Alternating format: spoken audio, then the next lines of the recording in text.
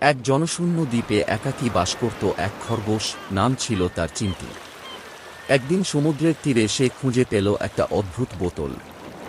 বোতলের ভেতরে ছিল একটা ছোট্ট চিরকুট। তাতে লেখা, যদি সাহস থাকে তবে দ্বীপের উত্তর কোণে থাকা গুহায় এসো। চিন্টু ছিল খুব সাহসী।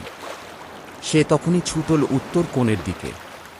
গুহার মুখে পৌঁছে সে দেখল ভেতরটা অন্ধকার। একটু ভয় পেলেও সে সাহসের ভর করে ভেতরে ঢুকল। হঠাৎ গুহার ভেতরে জ্বলে উঠল হাজারো আলো। চিন্টু অবাক হয়ে দেখল গুহাটা আসলে নানা রকম ফল আর সবজিতে ভরা। আর সেখানে তার মতো আরও অনেক খরগোশ আনন্দে লাফালাফি করছে। আসলে ওই দ্বীপের অন্য খরগোশেরা চিন্টুকে চমকে দেওয়ার জন্যই এই ব্যবস্থা করেছিল। চিন্টুও তাদের সঙ্গে যোগ দিল মহা আনন্দে। সেই থেকে তারা সবাই মিলেমিশে সেই দ্বীপে সুখে বসবাস করতে লাগল।